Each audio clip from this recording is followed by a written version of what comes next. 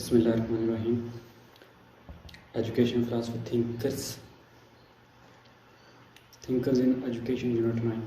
तो अब जो है ना यूनिट 9 आप स्टार्ट करते हैं, जिसमें सबसे पहले ये है कि वो कहता है इंट्रोडक्शन में कि अर्ली चाइल्डहुड जो टाइम होता है ना, यही बच्चों का वो टाइम होता है जिसमें उनमें थिंकिंग डेवलप होती है, नोइंग और एक्शनिंग, वो जानना शुरू करते हैं और काम करना शुरू करते हैं, और वो एनवायरनमेंट और दूसरों के साथ रिलेशनशिप्स बनाते हैं।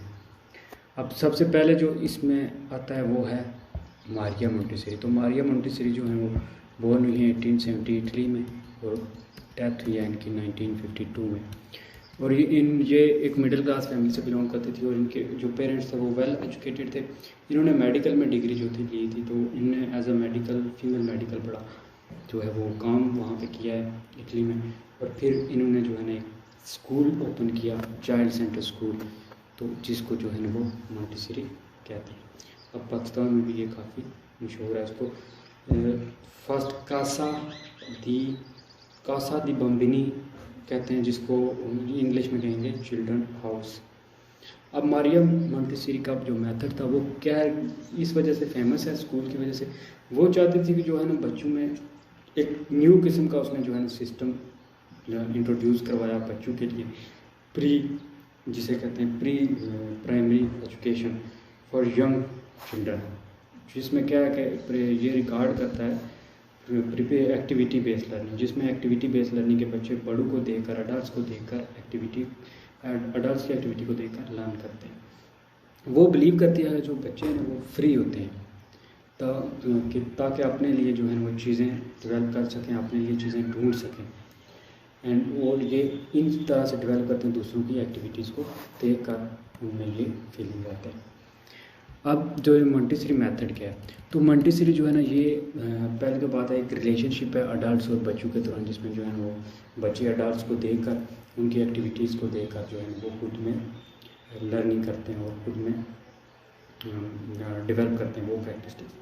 तो ये एक जो है ना वो एजुकेशन सिस्टम के अल्टरनेटिव है, जिसमें एक्टिविटी बेस्ड लर्निंग होती है। ये मोस्टली जो है अडल्ट्स में बुक्स लर्निंग होती है, तो इसमें क्या है कि वो एक्टिविटी बेस्ड लर्निंग है मोंटेसरी में।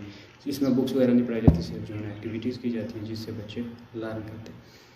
फिर जो है इसके मुताबिक ये होता है कि चिल्ड्रन जो है वो डायरेक्ट इन्वायरमेंट से सीखते हैं, और जो है ना अपने टीचर से लिसन करके, जो उनका टीचर उन्हें पढ़ाता है उससे वो देख कर, उससे जो है ना सुन कर वो लर्न करते हैं। फिर मोंटेसरी जो है ना वो मेथड प्रोवाइड करती है जिससे जो है ना चिल्ड्रन एक्सप्लोर कर सकते हैं, चीज़ें टच कर सकते हैं और सीख सकते हैं किसी डर के बगैर। तो ये जो है इस मेथड की मेन चीज़ें थी कि ये अल्टरनेट मेथड प्रोवाइड करती है, एक्टिविटी लर्निंग प्रोवाइड करती है, फिर ये डायरेक्टली बच्चों को एनवायरनमेंट से सीखने में हेल्प करती है, और टीचर की जो है वो टीचर को लिसन करके सीखने में हेल्प करती है। फिर जो है ये बच्चों को स्टिमुलेट करती है कि वो सीखें विदाउट फियर। उसके बाद है प्रिपेयर्ड ऑर्गेनाइजिंग। तो वो कहता है कि जो अडल्ट का एनवायरनमेंट है वैसा एनवायरनमेंट नहीं होता जो है बच्चों का, क्योंकि अडल्ट का एनवायरनमेंट एक अलग होता है, जो माहौल है, जो उनके सोशल एनवायरनमेंट है वो अलग होता है, जबकि जो चिल्ड्रन का है वो अलग होता है। अब इसके जो है ना मेन 6 जो है ना वो प्रिंसिपल है मोंटेसरी प्रिपेयर्ड एनवायरनमेंट के। सबसे पहले फ्रीडम में वो कहता है कि जो है ना डॉक्टर मोंटेसरी के फ्रीडम का मतलब ये नहीं है कि आप बच्चों को बिल्कुल जो है ना फ्री कर दें, उनको बिल्कुल छोड़ दें कि जो करना है वो करो, ऐसा नहीं है, बल्कि उनको जो है ना कुछ फील्ड में, यानी वो ऐसी फील्ड जहाँ पे जो है ना ज़रूरी है कि वो अपनी मर्ज़ी से पढ़ें, अपनी मर्ज़ी से सीखें, तो इसलिए जो है ना उनको इन फील्ड में जो है वो फ्रीडम देनी चाहिए।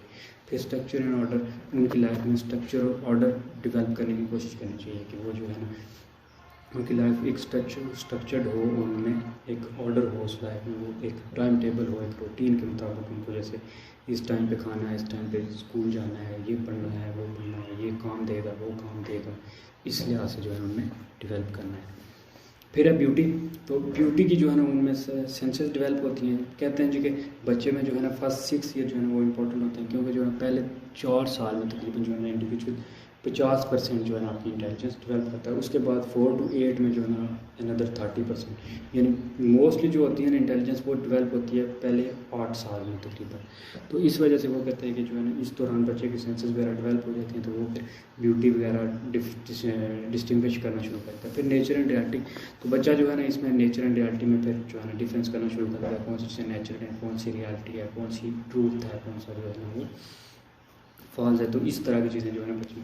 फिर सोशल इन्वायरमेंट, तो फिर बच्चे जो है ना वो सोशली भी अटैच होना शुरू हो जाते हैं, फैमिली के साथ वो अटैच होते हैं, दोस्त फ्रेंड्स बनाना शुरू कर देते हैं। जो ये एज होती है यानी जब वो क्लास में पढ़ते हैं 4th 5th 6th में, तो फिर वो उनके साथ अटैच, वो फैमिली के पेरेंट्स के साथ अटैच होते हैं, अपने ग्रैंड पेरेंट्स के साथ, अपने दोस्त यार, इन सोशल इन्वायरमेंट जो है ना उनका फिर वो डेवलप होना शुरू हो जाता है। फिर इंटेलेक्चुअल इन्वायरमेंट, तो इंटेलेक्चुअल इन्वायरमेंट के लिए वो कहते हैं कि जो है ना बच्चों में इंटेलिजेंस तो पहले 8 साल में तकरीबन जो है ना 80% डेवलप हो जाती है। तो इस दौरान जो है ना उनका एरियाज़ ऑफ फिर करिकुलम देखा जाता है, उनमें जो है ना इंटेलिजेंस डेवलप करने के लिए उनको प्रैक्टिकल लाइफ, फिर सेंसोरियल, फिर लैंग्वेज, उनमें लिंग्विस्टिक, मैथमेटिक्स, इस तरह के जो है ना कल्चरल सब्जेक्ट पढ़ाए जाएँ, ताकि उनमें जो है ना वो इंटेलेक्चुअल इन्वायरमेंट पैदा हो और वो मेंटली मज़ीद डेवलप हो, उनमें जो है ना इंटेलिजेंस आए। देन है freedom in the Montessori environment. तो फ्रीडम क्या है? फ्रीडम ऑफ चॉइस, यानी उनकी चॉइस है कि वो अपनी मर्जी से जो है ना fundamental to the Montessori approach. Montessori में जो सबसे बेसिक था वो यही था कि बच्चों को फ्री देना, उनको जो है ना फ्रीडम देना कि वो अपनी मर्जी से जो एक्टिविटी वो लर्न करना चाहते हैं, जो उनका इंटरेस्ट है वो लर्न करें। ज़रूरी उन पे जो है ना कोई प्रेशर ना डाला जाए कि वो ये करना है या यही सीखना है। देन उनको अलाउ किया जाए कि वो अपनी नीड, इंटरेस्ट और एबिलिटीज़ के मुताबिक सेलेक्ट करें। उनको फिर देखा जाए कि वो अपनी एबिलिटीज़ के मुताबिक क्या करते हैं, कितने सेंसिटिव हैं, किस चीज़ को लेकर सेंसिटिव हैं, क्या सीखते हैं। फ्रीडम ऑफ टाइम, तो चिल्ड्रन को फिर जो है ना फ्रीडम ऑफ टाइम देना चाहिए, उनको अलाउ करना चाहिए कि वो वर्क करें सेम मटेरियल फॉर जितना वो टाइम कर सकते हैं ईजीली, जितना टाइम उनके पास ईजी है, जितना वो बॉडीली एबिलिटीज़ के साथ अपनी फिजिकली मेंटली ईजीली करते हैं, उतना ही उनको काम की इजाज़त दी जाए, उनको उतना ही काम करने के कहा जाए, बल्कि उन पर कोई बर्डन ना डाला जाए। फिर फ्रीडम टू रिपीट, उनको फ्रीडम दिया जाए कि वो जो है ना 3 आवर बाद जो है ना साइकिल जो है वो स्टूडेंट्स को अपॉर्चुनिटी दी जाए कि वो 3 घंटे काम करें, फिर जो है ना रिलैक्स, इस तरह जो है ना वो फिर रिपीट करें उसके बाद। तो ये एक साइकिल उनके लिए होना चाहिए, ये फ्रीडम उनको होनी चाहिए। फिर फ्रीडम टू कम्युनिकेट, उनको आज़ादी होनी चाहिए कि वो जो कहना चाह रहे हैं किसी चीज़ के लिए, किसी काम के लिए ना भी अगर वो करें तो उनको फुल इजाज़त हो, उन पर कोई प्रेशर ना हो। वर्बल और नॉन वर्बल जो वो काम करते हैं, मेंटली करते हैं, फिज़िकली करते हैं, ठीक है, तो उनको जो है ना फिर उनको डिस्कस करनी चाहिए, उनको सिखाएं कि वो डिस्कस करें एक्टिविटीज़ को, प्रॉब्लम सॉल्यूशन और प्रॉब्लम, और अपनी जो है ना वो डेवलप करें सोशल स्किल्स को, दूसरों के साथ बातचीत करना, कम्युनिकेट करना, ठीक है, उनमें कॉन्फिडेंस पैदा करें। फ्रीडम टू मेक मिस्टेक, तो ये तो एक फार्मूला भी है कि जो मिस्टेक करता है वो सीखता है। तो बच्चों को जो है ना फ्रीडम होनी चाहिए कि वो अपनी मर्ज़ी से, अगर वो गलती करते भी हैं तो उनको इतनी पनिशमेंट नहीं देनी चाहिए कि वो दोबारा काम करना ही छोड़ दें, कोई न्यू चीज़ ही अप्लाई करना छोड़ दें।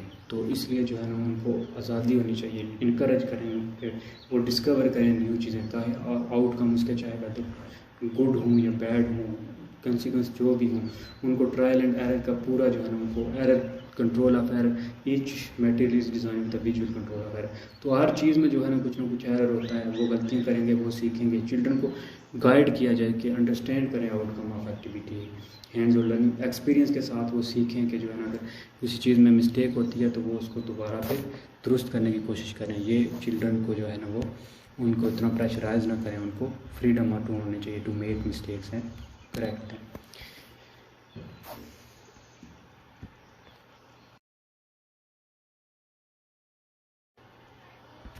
ओके जी, नंबर 2 पे है फ्रोबेल्स किंडरगार्टन सिस्टम। तो जो फ्रोबेल्स है, फ्रेडरिक फ्रोबेल, ये एक जर्मन एजुकेशनिस्ट था जो 1782 को बॉर्न हुआ है और 1852 को इसकी डेथ हुई है। ये जो है ना वेल नोन जाना जाता है, साइकोलॉजिस्ट है जो इस किंडरगार्टन सिस्टम के लिए जाना जाता है, जिसने बच्चों के लिए किंडरगार्टन सिस्टम इंट्रोड्यूस करवाया था। इसने ये स्टार्ट किया था 1837 में इन ब्लैक्सबर्ग, जर्मनी में पहला फर्स्ट किंडरगार्टन वहाँ पे ओपन इस्टेब्लिश किया था। इसने बहुत सा वर्क किया है जी, इसके ने बहुत फेमस बुक्स भी हैं बच्चों के रिलेटेड। इसके फर्स्ट ऑफ ऑल तो इसकी जो है ऑटोबायोग्राफी है, इसमें अपनी जो है ना अपनी ऑटोबायोग्राफी लिखी है। दूसरी ये कि education of man, pedagogies of kindergarten, mother plays and nursery songs and education by development, ये इसकी जो है ना फेमस बुक्स हैं जो इसने लिखी हैं। देन अब philosophical views of Froebel, law of unity. Froebel जो था वो एक स्पिरिचुअल आइडियलिस्ट था। ये कहता है कि जो है ना थिंग्स जो है वर्ड है वो ओरिजिनेट हुआ है फ्रॉम द गॉड। ये यूनिवर्सिटी ये गॉड को बिलीव करता था, स्पिरिचुअल मैन था, इसलिए जो है ना इसने कहा है कि जो है वर्ड जो है वो ओरिजिनेट हुआ है फ्रॉम गॉड। और जो चीज़ें हमें नज़र आती हैं ये सारी ज़रूरी है कि वो सेम ही है। दो अपीयर डिफरेंट और असेंशियली द सेम, कि जो ये बेशक हमें जो है ना वो मुख्तलिफ नज़र आती हैं लेकिन ये हैं एक ही है। This law of unity is operating in the whole universe. और वो कहता है कि यही जो लॉ है, यही कि चीज़ें बेशक हमें डिफरेंट नज़र आती हैं लेकिन वो उनका रूट जो है वो एक ही है, उनकी जो सेम ही है, वो एसेंशियली जो है ना वो सेम ही है, असेंस एक ही जगह से हुई। फिर वो दूसरे नंबर पे उसने बात की है जी लॉ ऑफ डेवलपमेंट की। लॉ ऑफ डेवलपमेंट में वो कहता है कि जो फिलासफी है, text of his philosophy is the law of development. According to him this law of development is applicable of both. वो कहता है कि ये जो लॉ ऑफ डेवलपमेंट ये दोनों चीज़ों पे अप्लाई होता है, आपके माइंड पे भी और आपकी बॉडी पे भी, कि फिजिकल वर्ल्ड भी और जो है ना स्पिरिचुअल वर्ल्ड भी, दोनों में डेवलपमेंट आती है। ये इसकी फ़िलासफ़ी का माना था। देन इसकी एजुकेशन जो है प्रिंसिपल्स हैं, इसका एजुकेशन ये है कि जो है ना बच्चों में यही रियलाइज़ किया जाए यूनिटी प्रिंसिपल, कि बच्चों में ये यूनिटी प्रिंसिपल को इंट्रोड्यूस किया जाए कि जो है ना चीज़ें सारी जो हैं वो एक ही हैं, दिखने में बेशक वो डिफरेंट है लेकिन एक ही। फिर इसने मेथड ऑफ एजुकेशन दिया गया सेल्फ एक्टिविटी, के खुद करेंगे तभी वो सीखेंगे। जो इसका था कि जो है ना स्पॉन्टेनियस चिल्ड्रन जो कैरी आउट करेंगे ऑन इम्पल्सेस, तो तभी वो मोटिवेट होंगे, तभी वो काम करेंगे। सेल्फ एक्टिविटी वो कहता है कि सेल्फ रियलाइजेशन के थ्रू जो है ना वो अपनी नेचर को एज वेल लाइफ जो है ना उनकी इर्द गिर्द है उसको वो एक्सपीरियंस करेंगे और सीखेंगे, तभी उनका दिमाग डेवलप होगा। वो जो सॉन्ग सुनेंगे, वो मूवमेंट करेंगे, कंस्ट्रक्शन करेंगे, उसके ज़रिए ही वो सीखेंगे। द मेथड ऑफ प्ले, तो play way education to children, तो उस मेथड ऑफ प्ले वे में वो कहता है कि वो बच्चे जो है ना वो खेलेंगे तो उससे जो है ना वो इस मेथड से सीखेंगे, एजुकेट होंगे children. Principle of freedom, freedom में वो कहता है कि बच्चे फ्री हैं और नेचुरल डेवलपमेंट ऑफ चिल्ड्रन, के बच्चों की जो है ना फ्री और नेचर, उनमें कोई बर्डन कोई प्रेशराइज ना किया जाए, वो क्रिएटिव हैं, अपनी मर्ज़ी से क्रिएटिविटी करें, अपनी मर्ज़ी से सीखें, सोशल पार्टिसिपेशन करें, चीज़ों के साथ जो है ना रिलेट करें, दूसरों के साथ अच्छे रिलेशन बनाएं, उन्हें हर चीज़ की फ्रीडम दी जाए। फिर है कि प्रिंसिपल ऑफ सोशल एटमॉस्फेयर, तो उनमें सोशल एटमॉस्फेयर की जो है ना वो दिया जाए, उनमें डेवलप किया जाए through social activity in social environment की। वो दूसरों से आपने क्या फ़ायदा है, क्या उनके साथ आपका रिलेशन है, कैसा रिलेशन होना चाहिए, कि उनमें सोशल और मॉरल एजुकेशन होनी चाहिए, उनको ट्रेन करना चाहिए, जो है ना उनको कोऑपरेशन सिखानी चाहिए, उनको एडवोकेट करनी चाहिए होम पे, कि जो है ना वो दूसरों के साथ जो है वो अच्छे रिलेशन बनाए। जैसे कि रोजस्सो ने कहा था कि उसने एम्फसाइज़ किया था कि जो है ना बच्चों में चर्च, स्कूल, होम में जो है ना वो सोशल एक्टिविटीज़ की जाए उनके दरमियान, ताकि वो उनके साथ अच्छा रिलेशन बना सकें। फिर पर्पज़ ऑफ एजुकेशन क्या होगा, वो कहता है कि अनफोल्ड द इनेट पावर, बच्चों के अंदर जो पावर है जिसके साथ वो बॉर्न हुए हैं उनको ऑर्डर करें और अटेन करें, उनके दरमियान जो है ना स्पिरिचुअल यूनियन विद गॉड, उनको गॉड के साथ अटैच करें, उनको नेचर के साथ, उनको नेचुरल इन्वायरमेंट के साथ अटैच करें, उनमें स्पिरिचुअलिटी जो है ना रिलीजन की डेवलपमेंट करें, उनको जो है ना वो गॉड से अटैच हों। देन फिर अब करिकुलम क्या होना चाहिए अकॉर्डिंग टू फॉरबेल, तो उसने कहा कि जिस should give importance to religious instruction, वो कहता है कि रिलीजियस इंस्ट्रक्शन को इम्पोर्टेंस दी जाए, ऐसा करिकुलम हो जिसमें जो है ना रिलीजियस बुक्स हों, उसके मुताबिक जो है ना वो रिलीजियस एक्टिविटीज़ पढ़ाई जाए, रिलीजियस गॉड से अटैच किया जाए बच्चों को। पहले ही कहता है कि बच्चों को जो है नेचर के साथ अटैच किया जाए, उनमें अच्छे जो है ना वो रिलीजन, अच्छे गुड चर्च होलिक हों, वो चर्च में जाने वाले हों।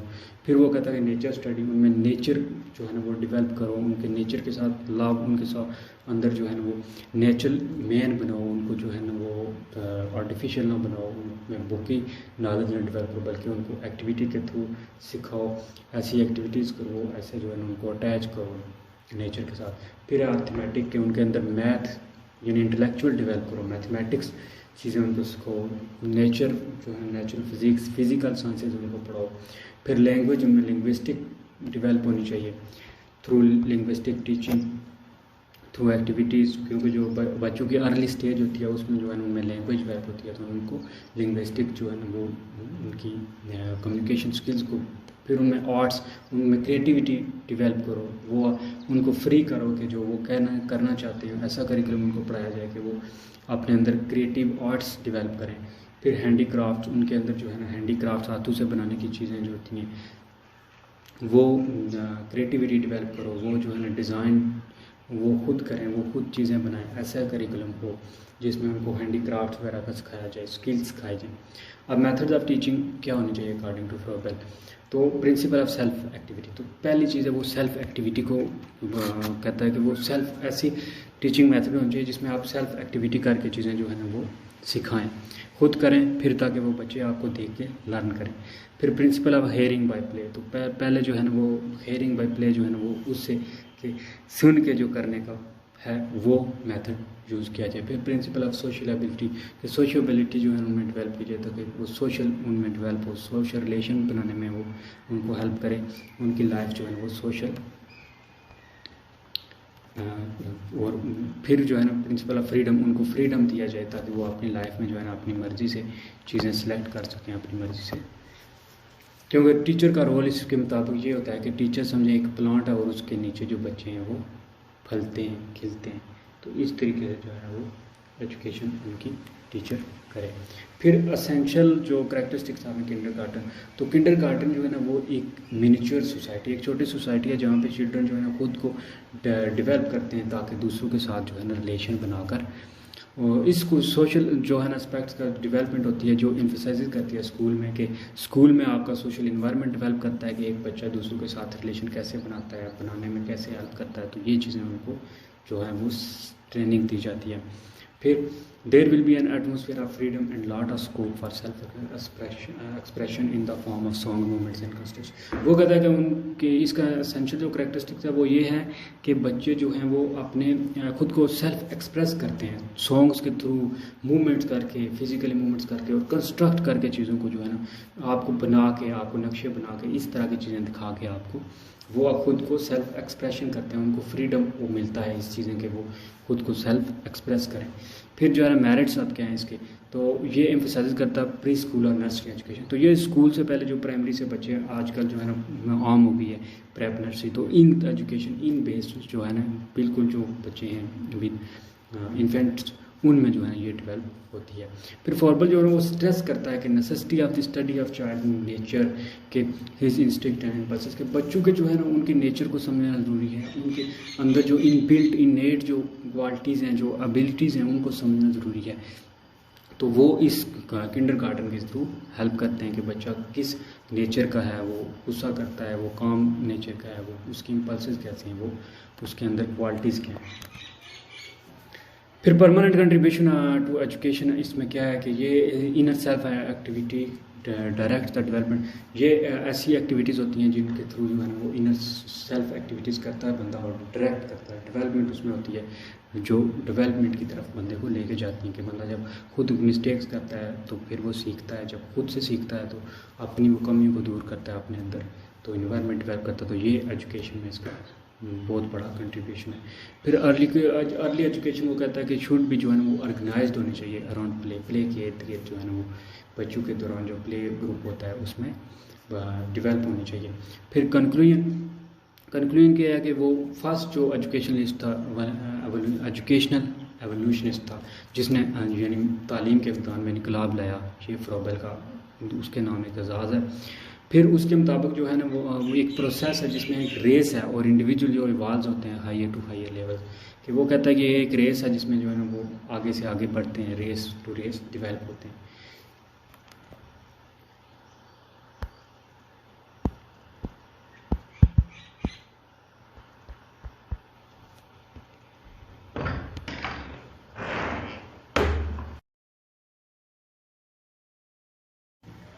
ओके जी, thinkers in education number 3 Helen Parkhurst जिन्होंने डाल्टन स्कूल को किया था इस्टेब्लिश, तो इस वजह से इनका डाल्टन प्लान जो है वो बहुत फेमस है। अब जो हेलन पारखास थे ये अमेरिकन थे, तो इनका जो तल्लक था वो मॉन्टेसरी के साथ था। इन्होंने एक डाल्टन स्कूल ओपन किया था न्यूयॉर्क में, आई थिंक मैसाचुसेट्स स्टेट में। तो फिर जो है ना इनको इम्पॉर्टेंट प्रोग्रेसिव स्कूल था जो 20th सेंचुरी के जो है ना स्टार्टिंग में शुरू किया गया था। फेमस डाल्टन प्लान भी से कहते हैं, home of famous Dalton plan. ये बहुत सी कंट्रीज़ में जो है ना अडॉप्ट किया गया है, इंग्लैंड में, जापान में और हॉलैंड में। तो इनका जो स्कूल था वो स्कूल डाल्टन था यूएसए में। आइडिया जो था ना ये इनका वो ये था कि give peoples the freedom and opportunity, कि जो हैं शागिर्द हैं, जो बच्चे हैं, उनको अपॉर्चुनिटी दी जाए, उनको आज़ादी दी जाए। फिर इसका ये था कि डेवलप किया जाए इनिशिएटिव एंड सेल्फ रिलायंस, कि उनको मोटिवेट किया जाए कि वो इनिशिएटिव लेने के काबिल हों, चीज़ों को स्टार्ट करने के काबिल हों, और उनमें जो है ना सेल्फ रिलायंस के खुद जो है ना एतमादी डेवलप की जाए। फिर बेस्ड ऑन इंडिविजुअल क्लियरिंग, ये एक इंडिविजुअल की क्लियरिंग पे बेस्ड करती है, ठीक है। अब इसके ये काम कैसे करता है, तो ये काम, इसका जो मेथड ऑफ एजुकेशन है वो ये है कि ये वर्क करता है एट देयर ओन पीस, कि अपने पेस के साथ, अपने हिसाब के साथ बच्चे काम करें, ना वो जो है ना ज़्यादा और ना कम, यानी वो जिस हिसाब से बच्चे काम कर सकते हैं वो उस हिसाब से काम करें। फिर ये स्टूडेंट्स को इनकरेज करता है to help each other with their work, तो ये इनकरेज करता है कि वो बच्चे मिलजुल के काम करें।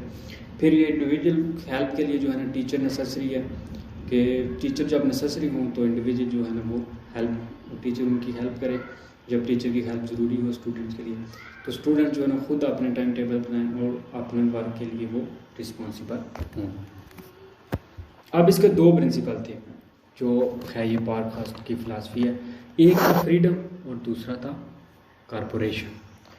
फ्रीडम में अब वो कहता है कि जो है ना फॉस्टर इंडिपेंडेंस एंड क्रिएटिविटी, कि उनमें जो है ना इंडिपेंडेंस, उनमें खुद मुख्तारी, खुद मुख्तारी फ्रीडम उनमें डेवलप की जाए बच्चों में, ताकि वो अपने लिहाज से जो है फ्री रहें, एबिलिटी उनको खुद थिंक कर सकें, सेल्फ जो है ना एक्ट कर सकें वन सेल्फ। फिर उनमें जो है ना हाईएस्ट इंटरेस्ट और कंसर्न कल्टिवेटिंग किया जाए, इनहांस की जाए उनकी एबिलिटी और प्रिजर्व की जाए उनकी अंडरटेकिंग टास्क। दूसरी जो चीज़ है वो है कि उनमें कॉपरेशन जो है ना वो डेवलप किया जाए, ताकि वो जो है ना सोशल स्किल और कोलैबोरेट कर सकें, एक्सचेंज कर सकें, वैरायटी ऑफ लोगों के साथ जो है ना अपने आइडियाज़ शेयर कर सकें, अपने जो है ना डेवलप कर सकें, स्किल्स डेवलप कर सकें। फिर उनमें जो है ना एटीट्यूड किया जाए for a social stand point के, सोशल स्टैंड पॉइंट के लिहाज से उनमें जो है ना एटीट्यूड डेवलप, उनके रवैये को बेहतर किया जाए, नरिश की जाए उनकी क्वालिटी ऑफ कंसिडरेशन, उनकी जो सोच समझ है उसको डेवलप किया जाए, उनके कंसर्न को डेवलप किया जाए, फोस्टर की जाए कलेक्टिविटी एंड कोऑपरेटिवनेस, उनमें जो है ना कोऑपरेशन डेवलप की जाए, उनमें जो है ना मिलजुल के काम करने की सालियत को जो है ना वो डेवलप किया जाए। अब इस पे जो है ना तीन चीज़ें हैं उनके फ्रीडम और कोऑपरेशन में, हाउस, असाइनमेंट और लेबॉर्ट्री। हाउस में जो है ना वो कहता है कि हेलन जो है ना वो बिलीव करती थी कि जो है ना ईच अदर स्टूडेंट जो है ना वो स्मॉलर कम्युनिटी के साथ बिलोंग करते हैं, किसी स्कूल या ग्रुप के साथ, तो वो लर्न कर सकते हैं आँख के साथ, केयरिंग टीचर को देखकर। फिर वो कहता है कि ये डाल्टन प्लान जो स्कूल था, उस स्कूल में जो है ना बच्चे जो थे वो मिडिल स्कूल के थे, तो मिडिल जो स्कूल है वो उसमें जो है ना वो बच्चे मिलजुल के जो डेवलप करते हैं। हाउस, स्कूल एक हाउस एज अ हाउस काम करता है। फिर वो असाइनमेंट कहते हैं, असाइनमेंट जो है ना वो कॉन्ट्रैक्ट होता है दो स्टूडेंट्स और टीचर के दरमियान, जिसमें क्या है कि स्टूडेंट टीचर को असाइन करता है वर्क, टीचर स्टूडेंट को असाइन करता है वर्क, तो वो बच्चे फिर उस काम को करते हैं, ये असाइनमेंट। फिर वो कहता है लेबॉर्ट्री, जिसमें बच्चे मिलजुल कर काम करते हैं, टीचर और स्टूडेंट जो है वो experiment and be free to work with on their jobs. तो वो फिर ये तीन चीज़ें इसमें आती हैं कोऑपरेशन और फ्रीडम में।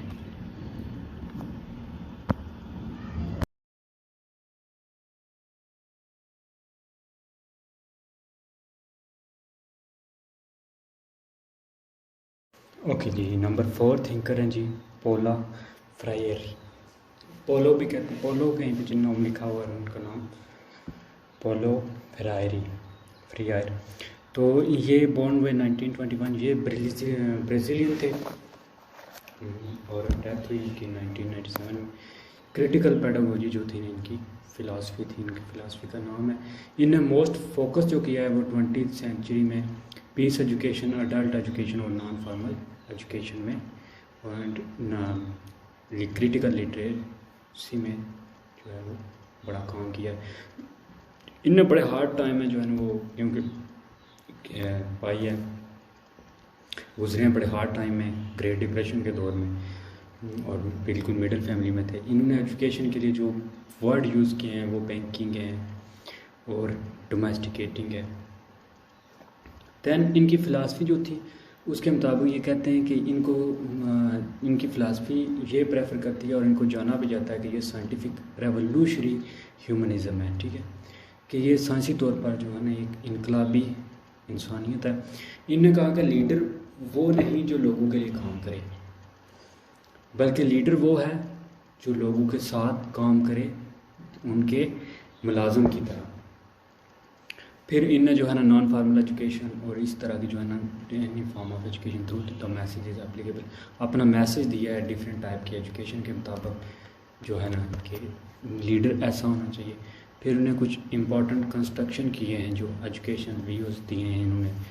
इन्हें कहा कि एजुकेशन जो है वो एक कल्चरल टूल है फॉर लिबरेशन फ्रॉम ऑपरेशन, के दबे हुए लोगों के लिए, जो लोग पिसे हुए हैं, दबे हुए हैं, जो लोग पीछे हैं, उनके लिए जो है ना एक एजुकेशन ही एक कल्चरल टूल है जिसके ज़रिए वो लिबरेशन, अपनी जो है ना आज़ादी हासिल कर सकते हैं, खुद को अपनी रिस्पेक्ट बैक कर सकते हैं। जो ह्यूमन सफ़र कर रहे हैं उनका एक ही हल है कि वो एजुकेशन हासिल करें। और फिर वो कहता है कि एजुकेशन एक टूल है for the learner to be creator of their own reality, कि एजुकेशन ही टूल है कि जिसके ज़रिए कोई शख्स अपनी रियलिटी को चेंज कर सकता है, खुद को बना सकता है, क्रिएट कर सकता है अपने बारे में कुछ, अपनी रियलिटी को। तो ये सिर्फ एजुकेशन ही है। देन ने कहा है कि knowledge is not a set commodity, कि नॉलेज कोई चीज़ नहीं है जो एक चीज़ से, एक टीचर से दूसरे स्टूडेंट में विरासत में चली जाए या इस तरह पढ़ाने से चली जाए। वो कहते हैं कि इल्म जो है वो, नॉलेज जो है वो कोई चीज़ नहीं है, कमोडिटी कोई गुड नहीं है। फिर वो कहते हैं कि लर्निंग जो है वो सिर्फ एक्शन से शुरू होती है, आप काम करोगे तभी सीखोगे। Doers only do I remember, कि जब आप करोगे तभी आपको याद रहेगा। Process where knowledge is presented to learn, तो यही एक प्रोसेस है जिसके ज़रिए जो नॉलेज है वो दूसरे तक पहुंचता है, प्रेजेंटेड होता है, यही एक मेथड है। फिर वो कहते हैं कि टीचर को पता होना चाहिए कि स्टूडेंट के लाइफ में जो एक्सपीरियंस हैं वो ही उसकी एजुकेशन में एजुकेशन में हेल्प करने में मदद देंगे, हेल्प करेंगे।